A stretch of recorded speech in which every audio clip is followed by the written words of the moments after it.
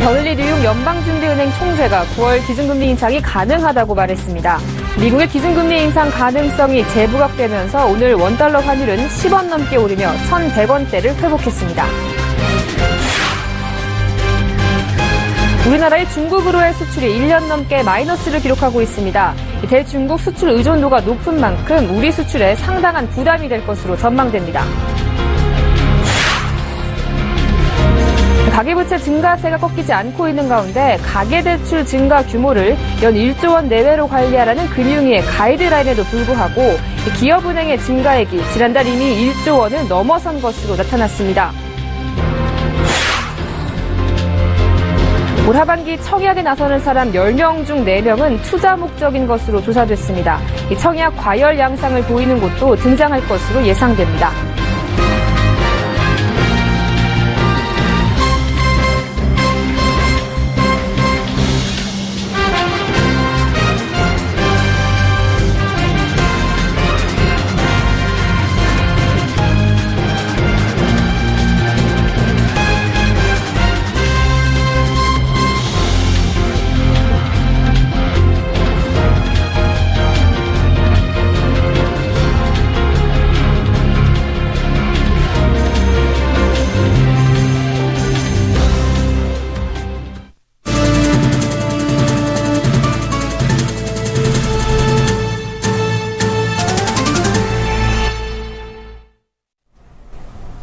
여러분 안녕하십니까? 17일 수요일 생경제연장 오늘의 주요 뉴스입니다. 미국의 기준금리 인상 가능성이 재부각됐습니다. 윌리엄 더들리 미국 뉴욕 연방준비은행 총재가 9월 기준금리 인상도 가능하다고 말했는데요. 이 발언에 우리 유가증권 시장과 외환시장이 출렁였습니다. 보도에 이보경 기자입니다.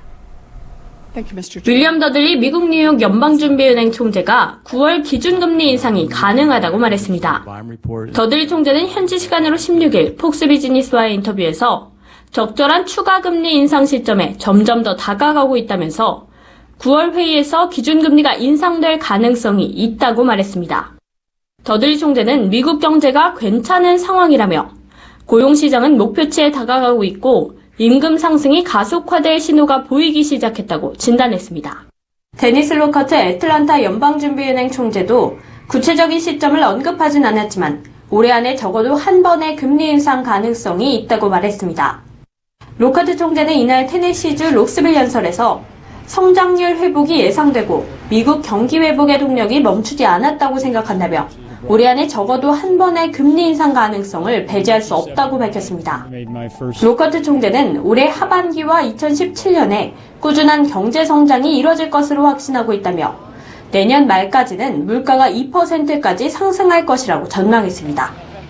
연준 위원들이 금리 인상 가능성을 언급한 데 따라 투자자들은 조심스러운 투자 움직임을 나타냈습니다. 연일 사상 최고치를 경신하던 뉴욕 증시가 기준금리 인상 가능성을 시사한 미국 연방준비제도 위원들의 발언에 영향을 받아 하락한 것이 국내 투자 심리를 위축시켰습니다. 코스피는 장중 한때 2040선이 무너지기도 했지만 소폭 만회, 전일 대비 0.2% 하락한 2043에 장을 마쳤습니다. 원달러 환율도 16원 오른 1108원에 마감했습니다. 서울경제TV 이보경입니다. 우리나라의 대중국 수출이 끝물을 부진에 빠져들고 있습니다. 1년 넘게 수출이 감소하고 있는 건데요. 우리나라 전체 수출의 4분의 1을 중국 시장이 차지하는 만큼 이 하반기 반등을 노리는 우리 수출에 상당한 부담이 될 것으로 보입니다. 앵커 리포트입니다. 지난달 우리나라의 중국으로의 수출액은 101억 2,957만 달러로 1년 전보다 9.4%나 줄어들었습니다. 중국으로의 수출은 지난해 7월부터 13개월째 마이너스를 이어가고 있습니다. 사상 최장 기록입니다. 지난해 12월부터 5달간은 두 자릿수의 감소세를 보이기도 했습니다. 이후 지난 5월 마이너스 9.1%로 감소폭이 한 자릿수로 줄어들었다가 6월 감소폭이 마이너스 10.3%로 다시 확대됐습니다. 반도체와 평판 디스플레이, 센서 등 우리나라 수출 주력 품목이 부진을 보인 탓입니다. 중국 수출 1위 품목인 반도체는 지난달 18억 8,331만 달러를 수출하는 데 그쳤습니다. 작년 같은 기간보다 14.3% 줄어든 것입니다. 수출 2위인 평판 디스플레이 센서도 19.4% 급감했고 또 다른 주력 품목인 무선 통신기기는 9.8% 줄었습니다. 다만 석유 제품과 자동차 부품의 수출은 각각 35%, 12.8% 늘었습니다.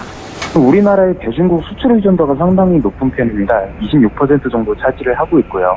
사드 문제라든지 비경제적인 문제로 인해서 이 경제적인 보복으로 이어질 경우에는 우리나라의 대중국 수출이 아무래도 영향을 받을 수밖에 없는 구조에 노출돼 있다라고 볼 수가 있겠습니다. 수입액은 전년보다 8.1% 줄어든 70억 623만 달러로 집계됐습니다. 이에 따라 7월 무역 수지는 31억 2,334만 달러 흑자를 기록했습니다. 서울경제TV 정환입니다. 주택담보대출 증가세가 꺾이지 않고 있는 가운데 기업은행이 대출 한도를 줄이며 관리에 나섰습니다. 기업은행에는 가계대출 증가 규모를 연 1조 원 내외로 관리하라는 금융위의 가이드라인이 있는데요. 그러나 지난달 말 이미 증가액이 1조 원을 훌쩍 넘어선 것입니다. 보도에 정훈규 기자입니다. 기업은행이 지난 7월 21일부터 모기지 신용보험 MCI 연계 주택담보대출 판매를 중단했습니다. MCI를 연기하면 서울 기준 3,200만 원에 달하는 반공제 차감 없이 LTV 한도 70%를 꽉 채워 대출을 해줄 수 있습니다. 바꿔 말해 이번에 기업은행의 주택담보대출 한도가 이 금액만큼 줄어든 겁니다. 기업은행이 이렇게 한도를 줄인 이유는 빠르게 증가하는 가계부채를 관리할 필요가 있기 때문입니다. 지난 한 해 동안 주택담보대출 증가 규모는 9천억 원 수준이었는데 올해는 7월 말까지 이미 1조 2천억 원 넘게 불어났습니다. 사실 다른 시중은행과 비교하면 기업은행의 주택담보대출 규모는 적은 편입니다. 기업은행법상 중소기업 대출이 70%를 넘어야 하고 가계와 대기업을 합한 대출 규모를 전체의 30% 미만으로 유지해야 하기 때문입니다. 또 기업은행 설립 취지에 따라 중소기업 지원에 집중하고 가계대출 증가 규모는 연 1조 원 내외로 관리하도록 금융위가 가이드라인을 정해놓고 있습니다. 한 해의 절반을 조금 넘은 시점에 주택담보대출만 이미 1조 원을 훌쩍 넘자 기업은행은 대출 한도를 축소해 발등에 불 끄기에 나선 겁니다.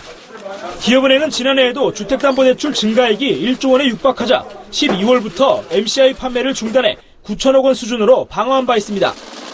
그러다 올 들어 다시 MCI 연계를 재개하며 한도를 늘렸는데 연초부터 관리를 해서는 실적 목표를 채우기 어렵다는 이유였습니다. 애초 MCI는 3천만 원가량의 한도가 부족해 금융소비자들이 제2금융권의 비싼 이자를 감내하는 상황을 막기 위한 취지입니다. 하지만 실적과 가계부채 위험 사이에서 MCI는 은행의 실적 목표 달성 수단으로만 사용되고 있는 실정입니다. 서울경제TV 정훈규입니다. 하반기 청약 시장에서 투자용으로 청약에 나서는 사람이 절반 가까이 될 것으로 예상되고 있습니다. 하반기 청약 물량이 15만 가구에 달하는 만큼 입지와 투자 가치에 따라 청약 과열 양상을 보이는 곳도 나올 것으로 예상됩니다. 보도에 정창신 기자입니다. 올 하반기 청약에 나서는 사람 10명 중 4명은 투자 목적인 것으로 조사됐습니다. 부동산 포털 닥터아파트가 만 20세 이상 회원 478명을 대상으로 하반기 분양시장 소비자 선호도 설문조사를 실시한 결과입니다. 올 하반기는 청약하기에 어떤 시기인가란 질문에는 응답자의 44.9%가 좋은 때라고 답했고 나쁜 때라고 응답한 사람은 18.3%에 그쳤습니다. 청약하기 좋은 때라고 응답한 사람은 지난 3월 상반기 설문조사에서보다 19.2%포인트 급증했습니다. 하반기에 청약하려는 이유로는 분양권 전매로 되팔려는 투자용이라고 응답한 사람이 37.9%로 가장 많았습니다. 상반기보다 8.8%포인트 증가한 겁니다. 이어 새 아파트로 갈아타려는 교체 수요가 33.5%, 내 집 마련용이 27.2%를 각각 차지했습니다. 서울에서 분양받고 싶은 아파트로는 신반포 18차와 24차 통합재건축이 1위를 차지했고 이어 방백호자이, 신촌숲 아이파크가 뒤를 이었습니다. 경기권에서는 하남 가밀지구 B6블록 공공분양이 가장 청약받고 싶은 아파트에 올랐습니다. 이어서 동탄 이신도시 C11블록 롯데캐슬과 다산 지금지구 B4블록 금강펜테리움 리버테라스 I가 분양받고 싶은 아파트로 꼽혔습니다. 분양받을 때 가장 중요한 요인으로는 입지와 투자 가치를 가장 많이 꼽았고 입지 중에서는 지하철 등 교통이 압도적으로 많았습니다. 하반기에 가장 분양받고 싶은 아파트 브랜드로는 자이가 차지했고 레미안과 힐스테이트 순으로 조사됐습니다. 서울경제TV 정창신입니다. 앞으로 연소득이 5천만 원 이하인 사람도 주거안정 월세 대출을 받을 수 있게 됩니다.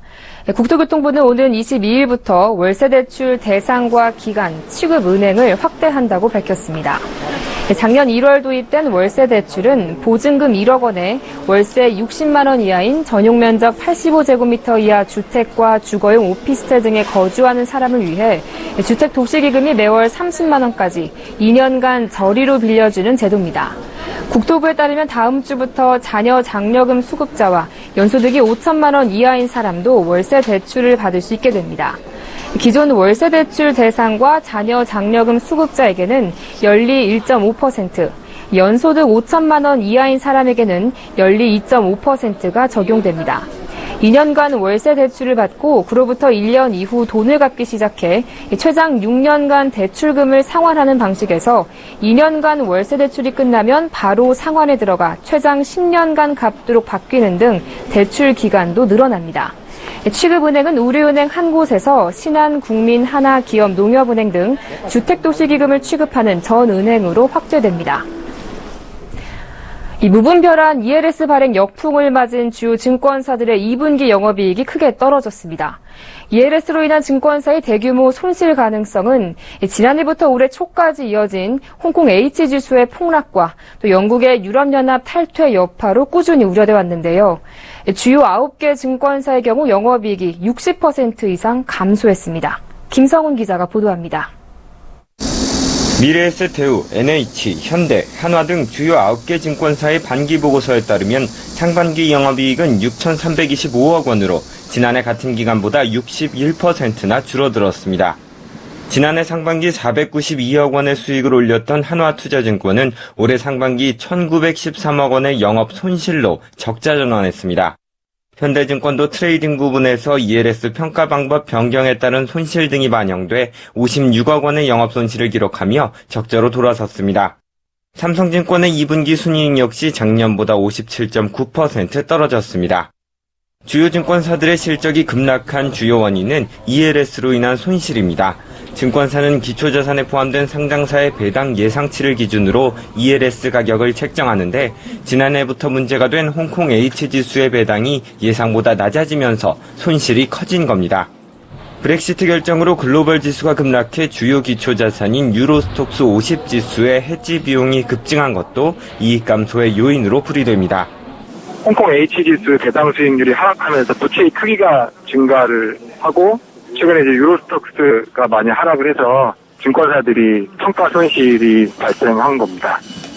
올 상반기 2조 6,741억 원을 발행하면서 증권사 중 ELS를 가장 많이 판매한 NH투자증권은 올 상반기 1,893억 원의 ELS 부문 손실을 입었습니다. 순이익이 59%가량 감소할 것으로 예상됐던 미래에셋대우증권은 2분기 연결 기준 순이익이 지난해보다 63% 가까이 줄었습니다.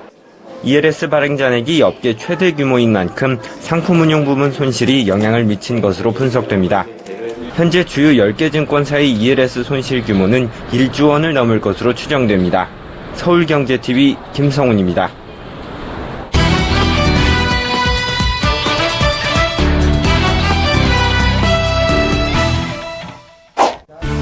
지난 8일 정용진 신세계그룹 부회장의 인스타그램에는 개장을 앞두고 있는 스타필드 하남을 소개하는 장문의 글이 올라왔습니다. 그중 첫 구절인데요. 단순히 필요한 것을 사기 위해 집 밖을 나서는 시대는 지난 것 같습니다. 지금 시대의 쇼핑은 새로운 것을 즐기는 라이프 스타일의 한 형태가 되었습니다. 유통의 미래를 바라보는 정용진 부회장의 시각이 정확하게 드러납니다. 쇼핑의 개념이 변화하고 있습니다. 필요한 것이 있으면 집 바로 앞에 있는 편의점에 들려서 하나들 구입하고요. 집에 앉아서 온라인 모바일을 통해서 물품을 구입합니다. 이렇게 쇼핑의 형태가 변화하고 있는 것은 수치로도 잘 나타나는데요. 통계청에 따르면 백화점 판매액은 전년 대비 마이너스 0.4% 역신장했고요. 대형마트는 2.4%의 답보 상태를 보였습니다. 반면에 온라인 쇼핑은 19%나 성장했고요. 편의점도 29%나 성장했습니다. 그렇다면 이런 상황에서 기존 백화점과 대형마트로 대표되는 유통시장은 거센 직역된 등에 어떻게 대응하고 있을까요? 국제규격 실내구장 2개와 작은 규모의 실내구장 2개를 갖춘 풋살 전문구장, 400여 명이 한 번에 들어갈 수 있는 풀장과 슬라이드 등 물놀이 시설을 갖춘 워터파크, 드론 체험관과 RC카를 직접 시운전해볼 수 있는 전용 서킷, 놀이동산에만 가야 있을 법한 이런 시설들을 홈플러스 서수원점과 용산 아이파크몰, 그리고 판교의 이마트 일렉트로마트에 가면 볼 수 있습니다. 다음 달 오픈을 앞두고 있는 신세계 하남 스타필드는 쇼핑 테마파크라는 이름을 내걸고 엔터테인먼트 요소에 큰 신경을 썼습니다. 수영장, 실내 워터파크 등을 즐기는 아쿠아필드를 비롯해 풋살, 농구, 배구 등 30여 종의 스포츠를 즐길 수 있는 스포츠 몬스터가 갖춰질 것이라고 예고하고 있습니다. 유통업계가 단순히 상품을 전시하고 판매하는 것에 그치지 않고 문화와 체험 공간으로 탈바꿈해가고 있는 것입니다. 클릭 몇 번이면 필요한 상품이 집 앞에 도착하는 시대에 사람들을 모으기 위한 유통업체의 자구책입니다.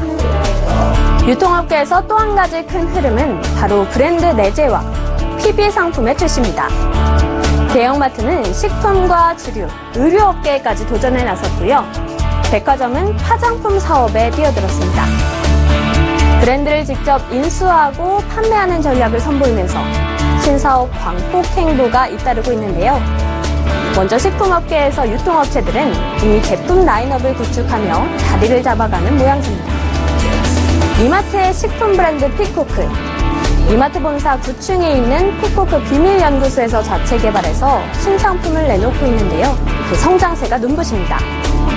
올해 1월부터 5월까지 피코크 매출은 660억 원으로 지난해 동기 480억 원 대비 37%나 증가했습니다. 또 롯데마트의 PB 제품 통큰 감자칩은 오리온과 농심 등 스낵 전문업체 감자칩을 제치고 현재 전체 생감자칩 상품군에서 1위를 달리고 있습니다. 유통업계는 이제 식품을 넘어 화장품과 의류 사업에까지 뛰어들고 있는데요. 롯데백화점은 지난 6월 자체 화장품 브랜드인 LN코스를 내놨습니다. 화장품 전문 제조사인 한국콜마와 공동 연구 개발에까지 뛰어들어서 유통업계 최초의 자체 브랜드 화장품을 내놓은 것입니다. 신세계도 화장품 사업에 공을 들이고 있습니다. 신세계그룹의 이마트는 화장품 자체 브랜드 센텐스를 론칭했습니다. 화장품 ODM 업체 한국콜마 코스맥스와 2년여간의 공동 작업으로 기초 화장품과 헤어 보디 제품 등 54종을 출시했습니다.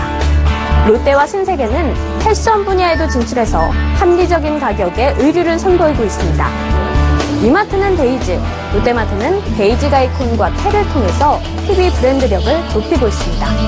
이런 PB 상품들은 제품 기획과 제조 단계부터 유통과 판매, 마케팅까지 모든 과정에 유통업체가 직접 참여하기 때문에 브랜드 운영에 필요한 비용을 최소화해 가격 경쟁력을 확보할 수 있습니다. 처음에 PB 상품은 유통 비용을 줄인 합리적인 가격으로 소비자들에게 제품을 판매하는 마케팅 전략에서 시작했습니다. 그러나 최근에는 구조적인 성장 한계에 대한 유통업체들의 생존 전략으로 떠오르고 있습니다. 유통의 DNA가 변화하고 있습니다. 모바일 쇼핑의 도전에 맞서 신성장 동력을 찾아내서는 유통업체의 응전에 세간의 이목이 집중되고 있습니다.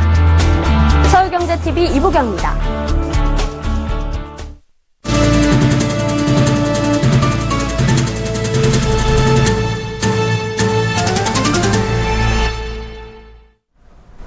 서울 시내 신규 면세점들이 경쟁 심화 탓에 영업적자 사태를 겪고 있는 가운데 내년에도 상황 개선은 어려울 것이라는 전망이 나왔습니다. 금융감독원 전자공시 시스템에 따르면 갤러리아 면세점을 운영하고 있는 한화갤러리아 타임월드는 2분기 28억 원의 영업 손실을 기록했습니다. SM면세점은 2분기 매출액 증가에도 불구하고 알선 수수료와 광고 선전비 등 각종 판관비가 증가하면서 적자폭이 전년 동기 대비 확대된 것으로 파악됩니다. HDC 신라면세점 역시 상황은 비슷합니다. 호텔 신라는 2분기 연결 기준 매출액 9,541억 원과 영업이익 187억 원을 기록해 시장 전망치를 크게 하회했습니다. 가장 최근 문을 연 신세계 면세점과 두타 면세점도 사업 초기 비용 부담으로 인해 영업이익은 다소 부진한 상황입니다. 이 가운데 올해 말 추가되는 면세점 4곳의 사업자 선정이 마무리되고 이들이 내년 하반기께 운영을 시작하면 기존 신규 사업자들의 우려는 더욱 가중될 전망입니다. 신세계그룹은 9월 초 오픈 예정인 스타필드 하남을 레저와 힐링이 함께 어우러진 공간으로 꾸민다는 계획입니다. 기존의 쇼핑몰에서 보지 못한 다양한 스포츠 컨텐츠를 결합해 쇼핑의 신세계를 열겠다고 밝혔습니다. 박미라 기자가 보도합니다. 수면이 수평선까지 무한대로 연장되는 듯한 인피니티 풀. 싱가포르의 마리나베이 샌즈 수영장을 연상시킵니다. 스타필드 3층과 4층 옥상에 들어설 아쿠아필드는 약 12,000제곱미터 규모로 수영장의 길이는 국내에서 가장 긴 115m에 이릅니다. 아쿠아필드는 워터파크와 스파, 사우나, 대형 수영장으로 구성돼 모든 연령층이 즐길 수 있는 공간으로 꾸밀 계획입니다. 옥상의 다른 편에는 스포츠와 엔터테인먼트를 즐길 수 있는 스포츠 몬스터 테마파크가 들어섭니다. 약 5,000제곱미터 크기로 농구와 야구, 암벽 등방 등 30여 종의 스포츠를 즐길 수 있습니다. 4m 높이에 설치된 점핑 트램폴린, 6.5m 높이에서 외줄을 타는 로프 코스, 8.5m에서 뛰어내리는 자유낙하 등은 스릴을 즐기는 고객들을 위한 맞춤 공간으로 탄생하게 됩니다. 여기에 노래방과 가상현실 체험존 등 오락 공간도 들어올 예정입니다. 스타필드 하남은 쇼핑 테마파크라는 컨셉에 걸맞게 온 가족이 함께할 수 있는 대한민국의 새로운 랜드마크로 자리매김할 수 있도록 오픈 준비에 만전을 기하고 있는 상황입니다. 스타필드 하남은 축구장 70배 크기인 45만 9천 제곱미터로 국내 최대 규모를 자랑하며 투자 금액은 약 1조 원입니다. 전체 규모 가운데 6분의 1에 해당하는 약 7천 제곱미터 규모의 2천여 명이 동시에 즐길 수 있는 스포츠, 레저, 워터파크 시설이 들어섭니다. 약 10,000제곱미터에 달하는 시금 서비스 공간에는 맛집 50여 개가 입점되며 백화점과 이마트 트레이더스, 럭셔리존 등 다양한 쇼핑 시설이 들어설 계획입니다. 신세계그룹은 쇼핑 테마파크라는 개발 콘셉트에 맞게 쇼핑과 레저, 엔터테인먼트가 결합된 쇼핑 플랫폼을 완성한다는 전략입니다. 서울경제TV 박미라입니다. 최근 중고등학생들 사이에서 모바일을 활용한 과외가 인기입니다. 공부를 하다 모르는 문제가 생기면 즉시 스마트폰 애플리케이션으로 질문을 하는 건데요. 오프라인 과외보다 저렴하고 시간과 장소에 제약이 없다는 점이 인기 요인입니다. 양한나 기자입니다. 수학 문제를 풀다 모르는 문제가 생긴 학생이 스마트폰에 문제풀이 앱을 작동시킵니다. 질문하기를 누르고 해당 문제를 촬영해 올리자 10분이 채 안 돼 온라인 교사로부터 문제의 풀이 과정이 답변으로 올라왔습니다. 중고등학생들 사이에서 인기를 얻고 있는 온라인 과외 앱 중 하나입니다. 한 달 38,500원의 이용료를 내면 명문대 출신의 선생님에게 하루 최대 10번 실시간 질문을 할 수 있습니다. 언제 어디서든 질문에 대한 답변을 받을 수 있고 오프라인 과외보다 이용료가 저렴하다는 게 최대의 장점입니다. 수학 문제 풀이 앱 오누이는 출시 5개월 만에 가입자 수 5만 명을 돌파했고 유료 이용자는 700여 명에 달합니다. 학생들이 공부에 집중하는 시험 기간이 되면 하루 평균 1000여 건의 질문이 올라오기도 합니다. 선생님을 대면했을 때는 설명을 듣다가 어느 정도 되면 아는 척 그냥 넘어가야 했었는데 이제는 모르면 끝까지 마음 편하게 질문할 수 있는 점이 가장 큰 장점인 것 같아요. 1대1 채팅을 통해 학생과 교사의 과외가 이뤄지는 바풀 공부방 앱은 출시 100일 만에 3,000개의 공부방이 개설됐습니다. 앱의 누적 다운로드는 5만 건, 가입자는 1만 명에 달합니다. 서울경제TV 양한나입니다. 올해 상반기에 10대 그룹 상장 계열사에서 나간 직원이 4,700여 명인 것으로 집계됐습니다. 제보닷컴이 어제까지 금융감독원에 제출된 2016 회계연도 상반기 사업 보고서를 분석한 결과 지난 6월 말 기준 10대 그룹 상장사 직원 수는 64만 1,390명으로 작년 말과 비교해 4,753명 줄었습니다. 업종별로 보면 구조조정 태풍이 불어닥친 3대 조선사에서 가장 많은 3,229명이 회사를 떠난 것으로 나타났습니다. 삼성중공업과 현대중공업, 대우조선해양 등 3대 조선사 직원 수는 5만 1,353명으로 6개월 새 5.9%나 줄었습니다. 그룹별로는 삼성그룹 상장 계열사 직원 수가 6월 말 기준 18만 4,294명으로 작년 말보다 6,176명 감소했습니다. 삼성그룹 직원 수가 눈에 띄게 준 데는 삼성중공업의 구조조정과 더불어 삼성 SDI가 케미칼 사업부를 매각한 영향으로 풀이됩니다. 공사 도중 설계가 변경돼 이웃의 일조권을 침해할 우려가 제기된 아파트에 대해 법원이 공사 중지 결정을 내렸습니다.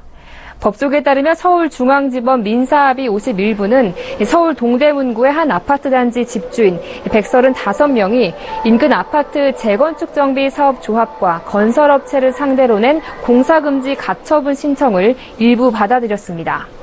이에 따라 건축조합과 건설사는 한시적으로 아파트 3개 라인 15층, 2개 라인 17층을 넘는 총 50세대의 신축 공사를 할 수 없게 됐습니다. 재판부는 아파트가 예정대로 완공되면 인근 아파트에 상당한 정도의 일조 방해가 발생할 것이라며 공사를 중지하라는 결정을 내렸습니다. 네, 생경제 현장 여기서 마칩니다. 시청해주신 여러분 고맙습니다.